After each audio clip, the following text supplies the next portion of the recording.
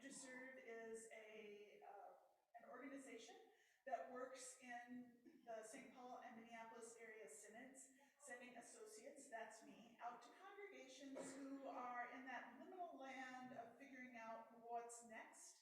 Perhaps they need somebody to cover some children, youth, and family things. And they also need somebody to help them figure out where we're going forward. This is extra important as we are in our third year with COVID. So oftentimes when we go into churches, there are some pretty deep-seated issues. And I'm happy to say that Prince of Peace seems to have just a lot going for it. So we're working, we have a transition team, and we're working on things, trying to look at the next job description, all those kinds of things. Today, what I want to talk about with you is to sort of glom onto our Lent theme of wondering. And what I'm going to do this morning is tell you the story of the Good Samaritan as I tell it to the kids when we go out in Faith Rocks. Some of you might be familiar with the Godly Play method of storytelling. I am not specifically trained in that method, but I have all the wooden figures and all the story cloths, and I have the books, and I am sold on that method of storytelling for children and for adults. So we're going to start this morning with that story.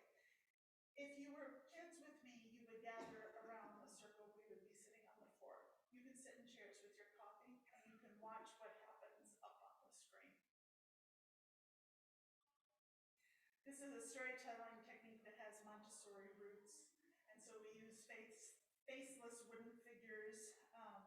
There's a story box with a story cloth and simple props. So here we go. To begin, I place the story cloth in the midst of us, and it's the color of the church season, of course. And the children all look at it. Usually someone remarks that it's wrinkled, and so I left it wrinkled here for you. So have an authenticity. The introduction I give parables is always the same. I say, once there was a man who said the most wonderful things and did the most amazing things that people began to follow him. He loved to tell stories. And then we place the figure of Jesus in the corner so that we remember who told the story. One day, someone asked Jesus a tricky question. Teacher, he asked, what must I do to inherit eternal life? What is written in the law? Jesus replied. How do you read it? The man answered, love the Lord your God with all your heart, with all your soul, with all your strength, and with all your mind, and love your neighbor as yourself. You have answered correctly, Jesus replied. Do this and you will live. But the man was out to trick Jesus, and so he asked, and who is my neighbor? In response, Jesus told him this story. And so then the children and I build this scene out of the story box. We put a road that goes from here to there. We place a representation of the two cities mentioned in the parable, Jerusalem and Jericho. We put some environment on the side of the road, a bush and some rocks.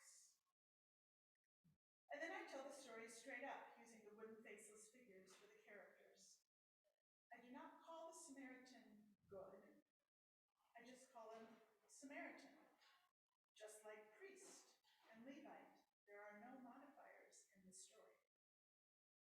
That these are all terms the children do not know, I do not worry about. I trust the story, and I trust the kids. A man was going down from Jerusalem to Jericho when he was attacked by robbers. They stripped him of his clothes, they beat him, and went away, leaving him half dead by the side of the road. A priest happened to be going down the same road, and when he saw the man, he passed by on the other side. So too, a Levite,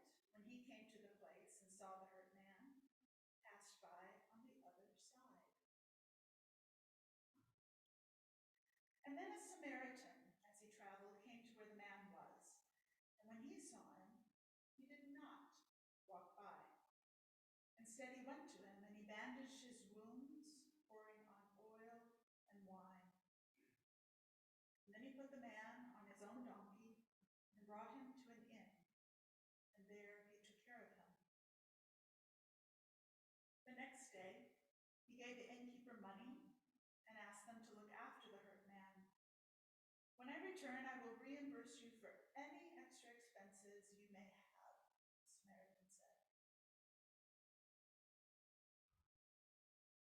And so then we sit and contemplate the scene a bit. I move all the characters to a lineup at the top. And then I ask the wondering questions that are key to the godly play method, I think. They're just right for kids who have less trouble tapping into their imagination and their empathy. And they certainly love questions, am I right? Every child, as soon as they can say why, is asking questions.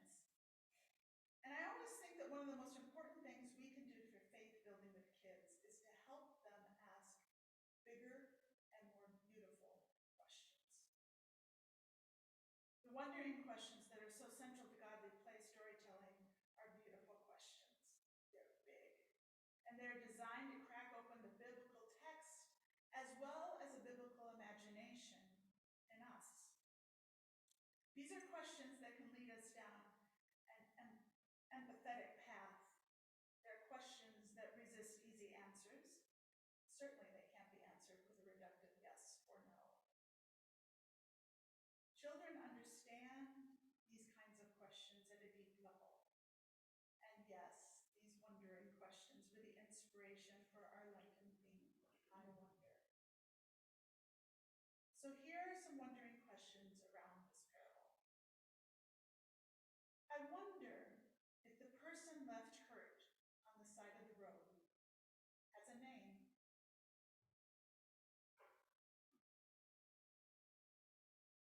I wonder who is a neighbor to the priest, the Levite.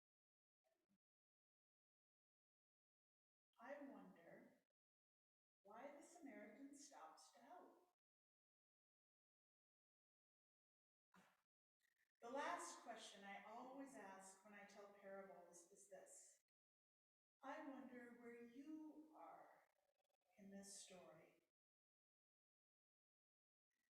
I told this story to our kids during Faith Rocks a few weeks ago, and as usual, they had astute comments and wondering questions of their own. And when I asked the question, I wonder where you are in this story, one of our children said, I am this one on the side of the road. I get bullied a lot, and this is what it feels like. My heart down. And then the other children all nodded. They knew what this was, to feel like the one left beat up on the side of the road. Perhaps they've experienced it too. The empathy that they had for the one who voiced it, for the one who said, I am this one on the side of the road. I know what this feels like. The empathy from the group was palpable. This is the third time I've had a child identify with the person lying in the ditch, left for dead, wondering who, if anyone, would come along to help them. I have never, in years and years of Bible studies and preaching, had an adult identify with the one in the ditch. We adults want to make this morality lesson. Jesus says, be like the Good Samaritan and help our neighbor. Certainly an important message. But I wonder if our empathy would be better stirred if we let ourselves identify as the one in the ditch and imagine Jesus as the Good Samaritan. I asked that child's parents for permission to tell this story to you, and they spoke with their child and all agreed that I could share it, for which I'm grateful. I wanted you to know about it because I think we have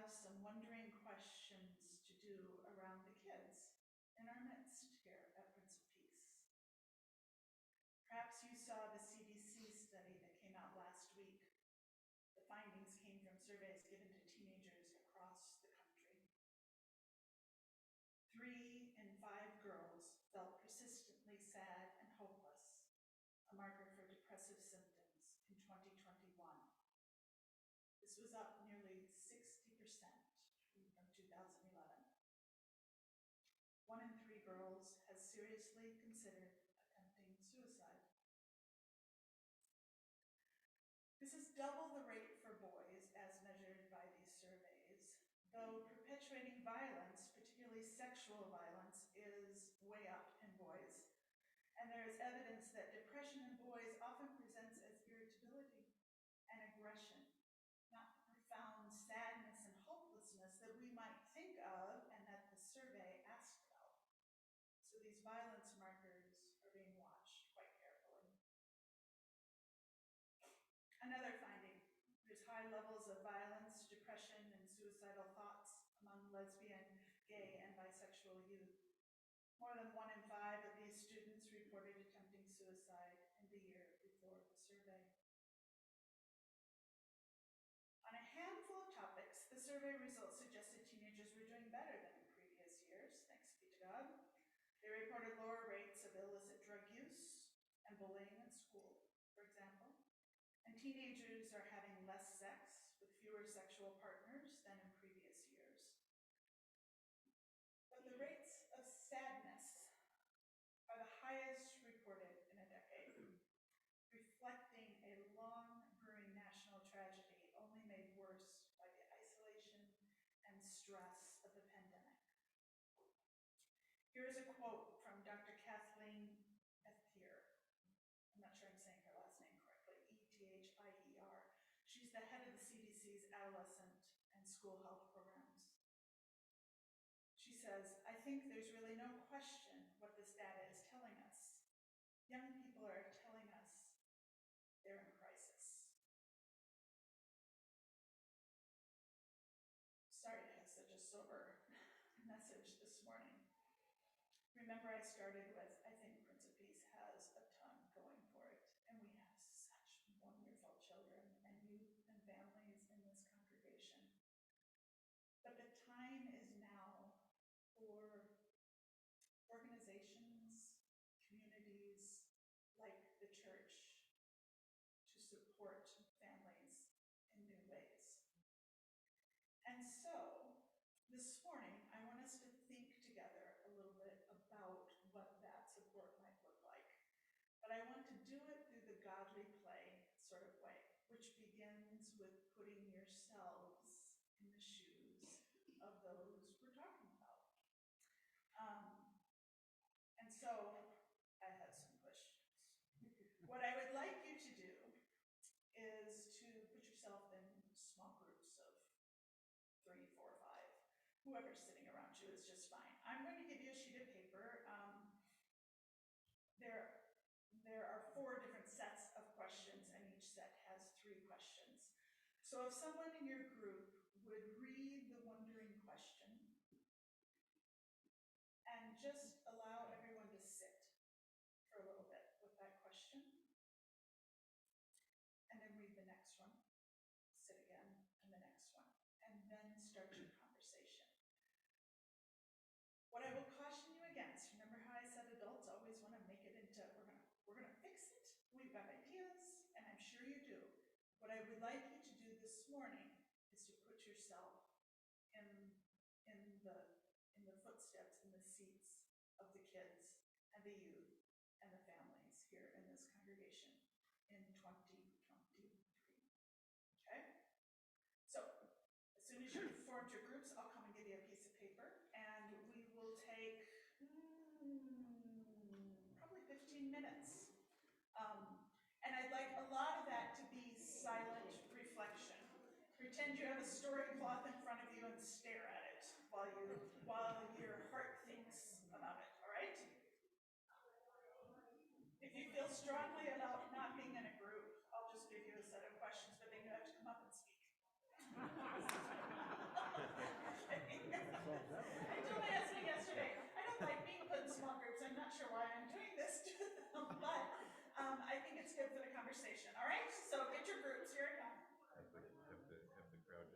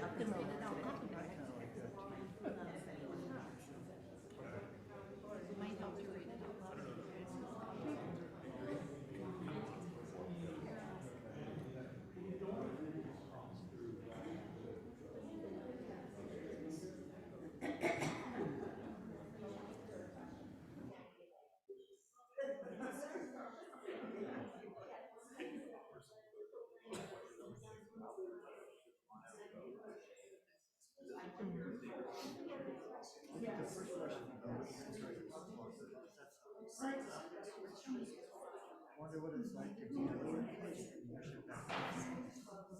A lot of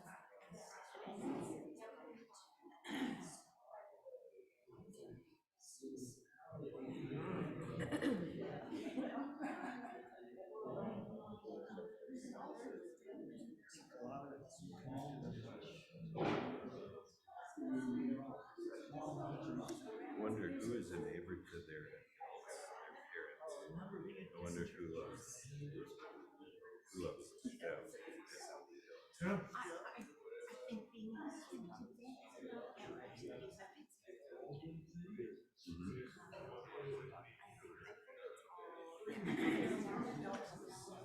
For these first two questions, it's focused. And they ignore them. It's not nice. Who are neighbors? Who are the people in fact? Neighbors, friends. Somebody who have young kids. I think it's hard. Is the just to be clear, yes, the question is of the kids in our congregation. I wonder who, and it doesn't have to be in the church. I wonder who is a neighbor and who loves their parents. Who is a neighbor to their parents and who loves them. Who they don't want. But this person is really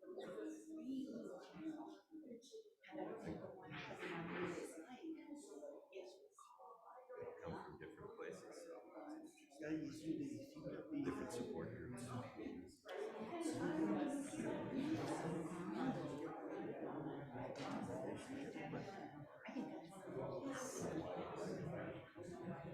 even non-perfection because we want today was a good example. Oh, you missed it. How about you? Yeah, it's an interesting question.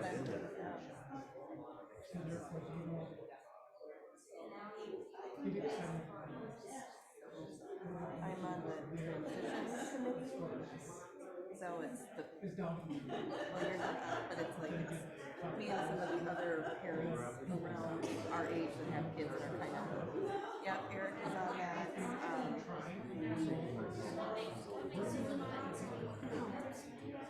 I feel like it's us parents who have kids in late elementary and that junior high.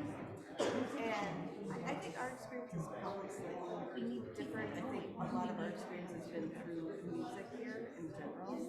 Part of it was just like we were so insanely busy when I was trying to get my degree because we weren't as like involved with other parents. But I sense from that group there are definitely parents and families that feel like they're kind of on an island here. You know, that they don't feel fully sort of incorporated with the church. You know, I think there's been experiences before where it was sort of like kids could be seen, not heard. I don't think they feel that way now. I don't think it's that much as much that way now. But it did impact their experience here, feeling like their kids couldn't be fully themselves here. So yeah, so I mean, I think, you know, there's a variety of feelings about feeling part of or sort of rejected in some ways as being like parents of young children. So I'm just relaying themes that I heard. I don't know that we personally experienced that as much, but yeah. That, I think that's kind of what they need. It sort of feels like trying to carve out a little space for themselves to do some things because you're not part of like those older groups that used to be called things like circles and men's club or those types of things, and you're not in a youth group anymore because it's a really weird liminal time I think to be like post college and pre sort of those older groups maybe, and it's interesting. I mean, it's so common in churches. Almost all churches kind of have those groups, but are there opportunities to maybe change that up now in ways that maybe should be better for parents? And so we look at kiddos and we Right. and we're up here in Make the effort. Yeah.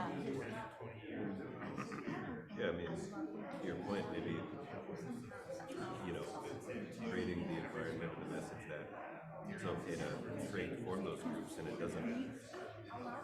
One thing that I'm learning real quick is we have dozens and dozens of committees, and it doesn't have to be a committee. It doesn't have to be that formal. It doesn't have to take active, constant involvement towards an initiative. It can just be sparse time, environment.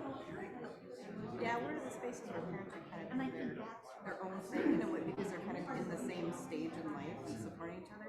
But where should they be more infused into the whole church? Because I think, I've thought about this even since we did the visioning committee thing. I wonder that who is it's contributing spread pretty thin for how I wonder who big this congregation is. And in some ways, it's like a positive thing because there's a lot of passionate people about a lot of passionate Getting causes. involved in a lot of But we're so diffuse, like in our activities and whatever, that it's like, how can we make like less activities, more of us together? And helpful to parents to feel more surrounded by, not just.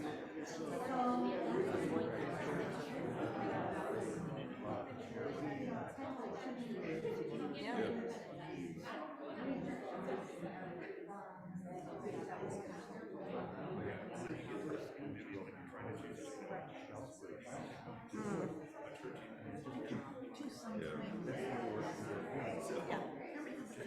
So much. I've got my first glimpse of it from a financial standpoint, and just looking at it, and you look at benevolence, and you look at time, and you look at 50 committees. I'm being facetious, but when you're involved to the point, and then we've had these discussions, and I'm sure you all have too. But you put 200 here, you put 1,200 there, and you're throwing money at it. It's like we're not really. What are we doing? Are we in relationship Are we with all are these we causes? actually, if we're giving benevolence to $200 here, but we don't actually physically have any involvement or any people or any relationship with these organizations? That's part of, just from a financial standpoint, how you can see us being spread thin is we've got these things we all care about, and at some point somebody tipped their hat and said we need to do something. And so we make these gestures, but we're not in community, in relationship, actually being involved with it. And that's where maybe focus needs to come back. Right. Like, and I think that too, because stronger, I don't know, relationships and community, if we had 5 things that we decided on, but these things were present in there. We got groups of people together to do them rather than giving 30 different organizations, So, And that would give space to, if you have a bigger group, to bring these different age groups and family stages together, working together.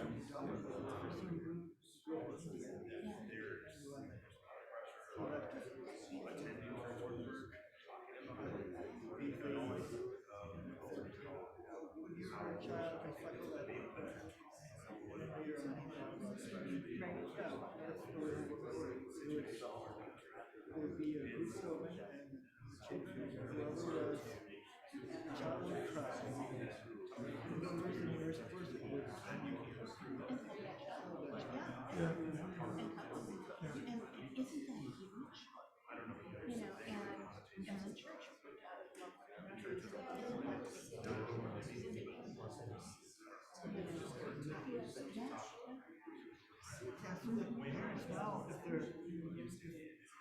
And it isn't that we don't want,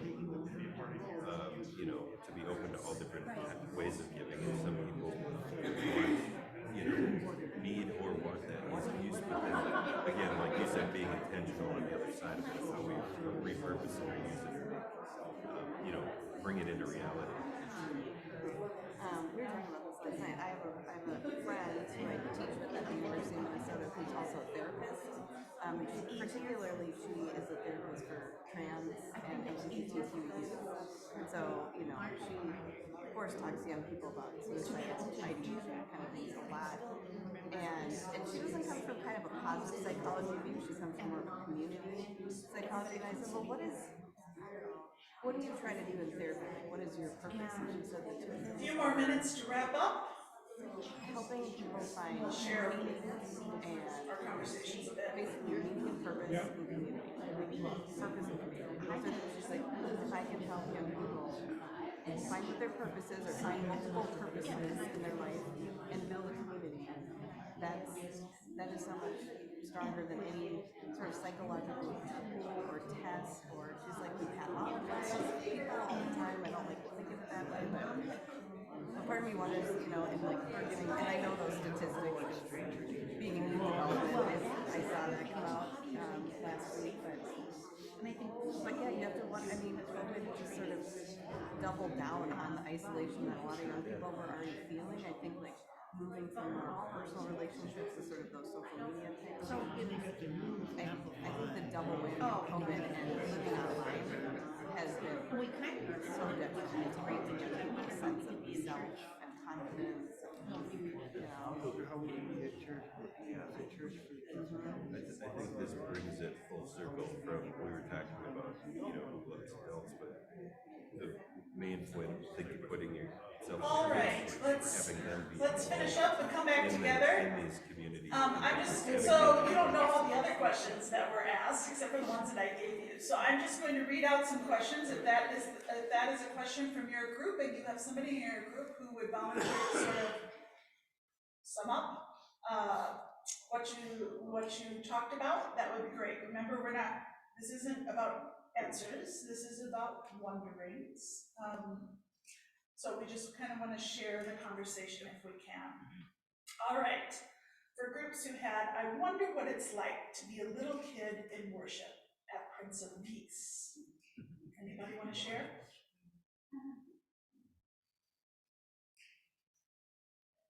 We wondered where our friends were. I'm sorry, what? We wondered where our little friends were. Where your kiddos were? Like now? With the, From the kids' perspective. Oh, for the kids, I see, gotcha. See how nicely you fell into that. Well done. I was heading to death, that's why I was confused. oh, I thought it was on. It is now. It is now. Hello. I think we saw a change starting a while ago, and as a little kid today, I see some things that are wonderful, and I see some things that may be scary. As a little kid, as a littler one, number one is we're all so big and tall, and sometimes our bigness and tallness in the hallways can be very intimidating. And so, you know, that's one thing. I see sometimes I don't want to be called on. And so that's really scary too. But on the other hand, I see some children who are so excited about being part of the church that they should be involved, and they volunteer, and we let them. And more importantly, I think the children love to hear thank you when they're involved. So I think those are some of the things we chatted about, is how can it be scary? The other one is sometimes it's scary to hear no from a person that's not your mom and dad. And so, it's sometimes easier, if I were a little one, to hear options. Because that way it's not about me being bad, and it's just I need to choose a different path. All right, in that same group of questions, I wonder who is Might need a bed. oh, it's still green. Oh, There you go. Out of Give me a range. second, give me a second. I wonder, there we go, I'm just gonna stand perfectly still. I wonder who is a neighbor to these little kids' adults, their parents, their teachers. I wonder who loves them. Anybody? Since we're right behind you, we can. Sure. I think we have more wonderings than answers, just like you said. So I think some of our reflection from our own experiences in terms of interacting with other adults in the congregation was just from the standpoint of we are all coming from different places and different support groups, and have access to different relational resources, and And therefore, just coming to church, that act means different things to different people. Whether you're coming here because you started coming here because you know other people, or coming here because you feel welcome, just different wonderings like that. I don't want to take your thunder if you want to speak. I can talk about the third question. Yeah. Yes. It's a wonderful question, by the way. But you go ahead. You say what you just Oh, no, I think one of the things was parents feel there for other parents, but maybe don't feel loved by everyone else all the time here. So, just to elaborate on that, just like, because of maybe different committees, different initiatives, different organizational groups that already exist, might fall into some segregated age groups, if you will, right? As opposed to more overlapping, and that's not across the board, but just opportunities there. One of the things we cannot forget as a church is faith communities are one of the only places where multiple generations gather that are not your family. 3, 4, sometimes 5 generations in the room is a pretty amazing experience for all those generations. And so the more we can mix up some of that, the more that's kind of good for everybody too. It's also good to have your own peers. So I'm going to hold the third question on that one because it's similar to the next one. So some of you had the question, I wonder what it's like to be a teenager in our congregation.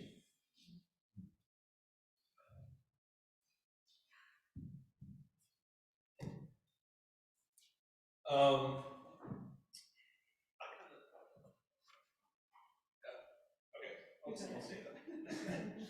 I kind of thought about this from a couple of different. Say either side of the. Get away from the pole. Well, look at Bill. If you can see Bill. If you can see me, it's gonna be better. Oh, perfect. So I thought about this from a couple of different perspectives, and the first thing, I think that it's really hard to try to balance all of the other commitments in your life from school and home in terms of sports or other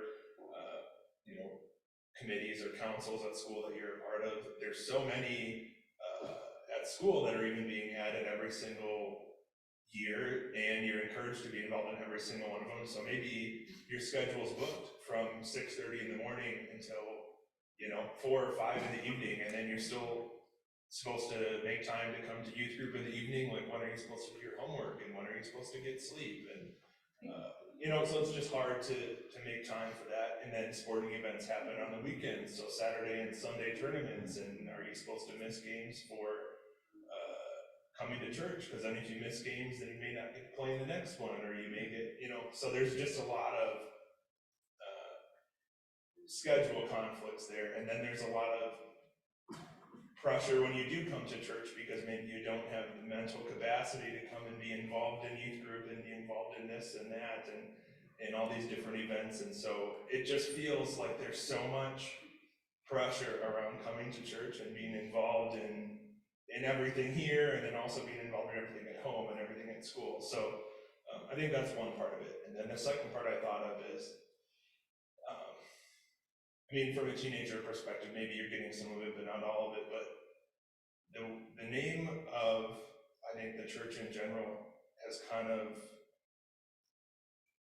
been used politically in the current, frame of the country, is not particularly in the best light all the time. So I think it's really hard to show up to church and go home and talk to your friends about the fact that you are a part of a church or you're involved, because then maybe you're attached to some of those negative messages, even if they're not coming from your church or coming from even your denomination or anything like that. But it feels really difficult to think about speaking out about being part of a church, because there's a lot of negative connotations about the church's message that you don't want to be necessarily associated with. But you can't control where the other teenagers or anyone are going to take that, and that's really scary. So those are kind of my 2 thoughts. All right, I gotta make sure that I can see. Some of you had the question, I wonder what keeps parents up at night. I wonder if anyone in the church knows what keeps them up at night. Anyone have something to share there?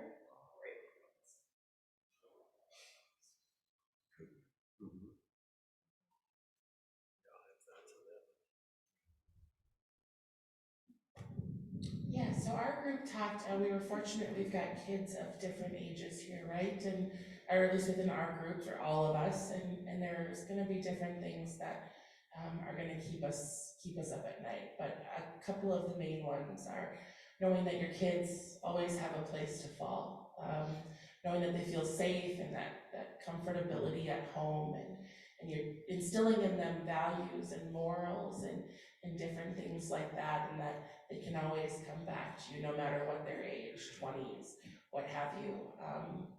And even although some people might not think about it, you know, Mike and I shared our perspective that when we drop Michael off at daycare, even though he's 10 months old, you just want to know he belongs, right? That he feels that sense of belonging. And we feel that here at church, but you know, when you're not necessarily there throughout all hours of the day, just a little 10-month-old still want to know that they belong. We've all been middle schoolers and high schoolers, and I think we can all say that we felt like we don't belong or we don't fit in. And so beyond just how difficult that is in and of itself, parents worry about that just as much as the kids do or what they're going through. We've all been there to an extent, so it's no wonder they say parents don't sleep.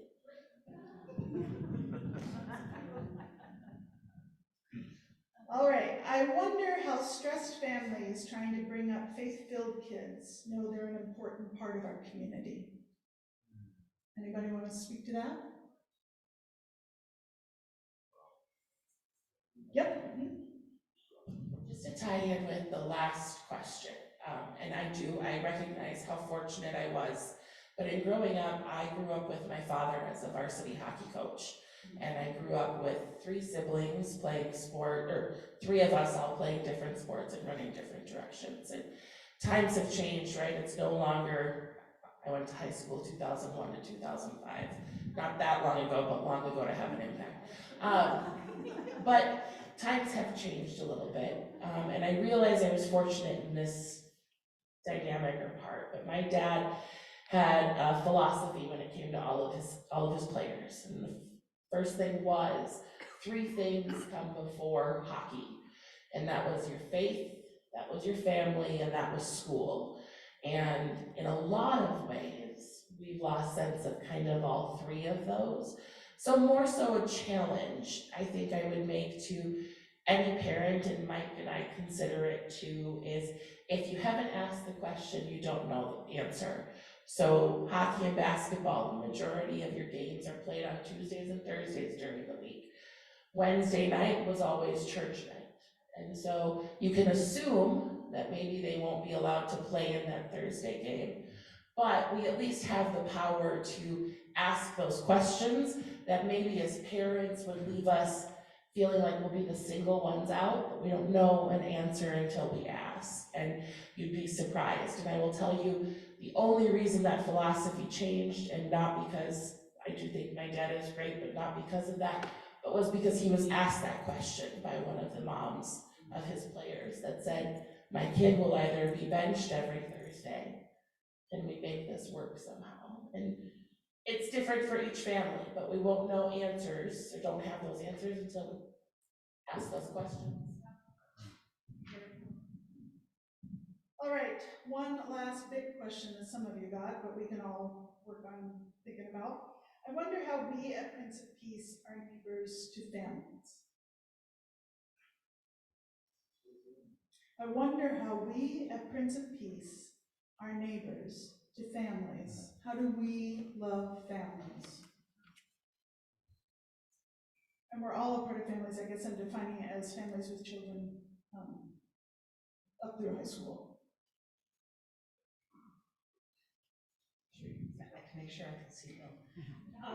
Maybe just a small thing is that, although, Jim and I don't have kids, but we've intentionally tried to make it to the family fun nights, just as a way to kind of go, we love you guys. And we appreciate you letting us hang out with you too, because it's fun, but it's ways where we could do that. The other thing that I think about is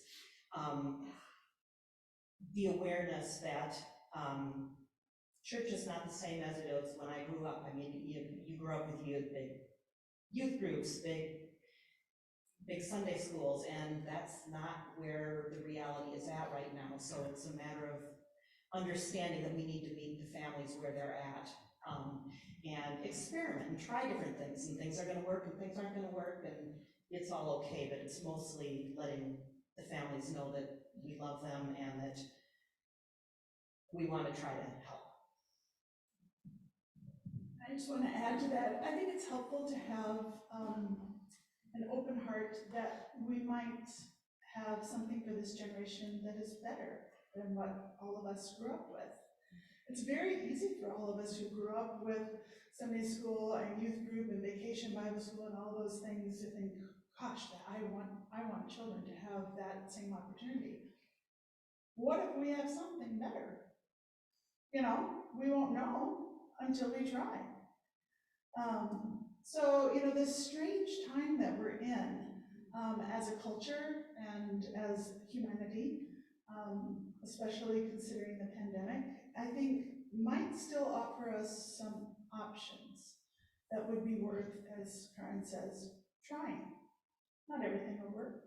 So those of you who were here at 8:30 know we have the new playground in place. We'll be blessing that at 10:45. Behind you, you'll see that there are posters and brand new markers. This was an idea that came from our youth. Wouldn't it be cool if we had a place in worship where we could, work on a little something while we're listening, kind of thing? And they really like this idea of these posters. There's a place called Illustrated Ministry that does these wonderful things, including posters. So these are posters of the Psalms. We're just gonna try this for Lent. It is not just for our youth. If you are so inclined to go work on a poster alongside our youth, I think that is awesome. We had two little ones at the 8:30 service in our playground, and they could see what was happening. They were asking Mom some questions. What are they doing? What are they doing? Is what I'm hearing. It was a lovely thing. It was a lovely thing. Avery loves the bells. Totally into the bells. Yeah, just frozen stuff. So anyway, we have some new pieces that we're trying, just for a little welcoming, a way to love our children, a way to love the parents who get them here. And we're just gonna try those things. So, to sum up, wondering questions about others and ourselves and our relationships, I think, are ways to kind of crack open our stale thinking about things, to wonder, should we have a child engaging in bold liturgical dance over here, to wonder what that child felt that caused them to stand up and dance, is better than thinking children should be sitting in the pews, which we're all inclined to think, right?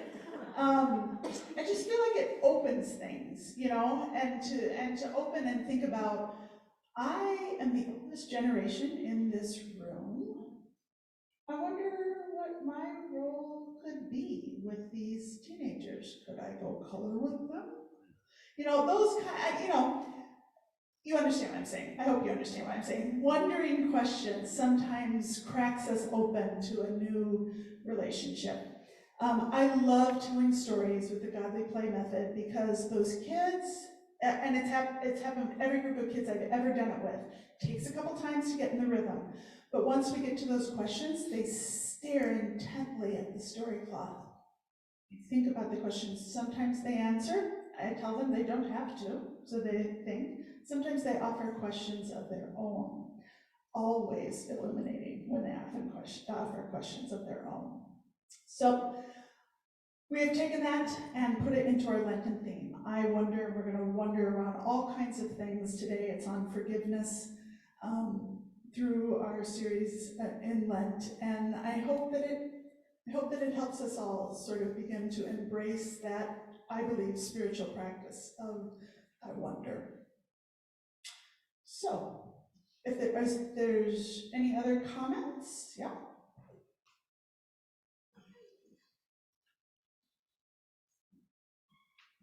There's so much that this means. And one of the thoughts that I have is for adults and for children, if they could have something where you bring a buddy.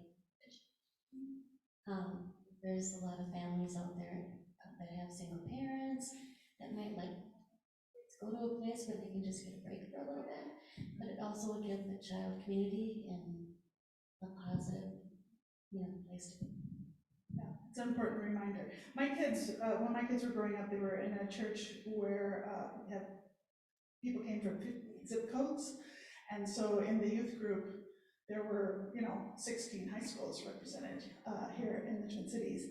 And what that group did for them was, nobody knows you outside of Sunday, when you're there for youth group. And so all that baggage that you carry around the rest of the week, you think back to middle school, high school, everybody had it. All that stuff goes away for that one time with your peers. What a marvelous gift. We have some kids who go to the same high schools here, but they bring friends, and those friends go on our youth trips. It's a wonderful thing. That buddy system goes for adults too, and kids. If you're having trouble getting kids here, see if they want to bring a friend. That's always welcome. So, all right, how about we close out in prayer? God of grace, we give you thanks for the children in our midst. We ask that you call us to be a part of raising them well in the faith. Help us to welcome them, help us to walk alongside them, and provide a space for them that they look forward to coming to. In Jesus' name we pray, amen. Thank you, Ness, and also for talking in your groups. It was really fun to listen in. Thank you.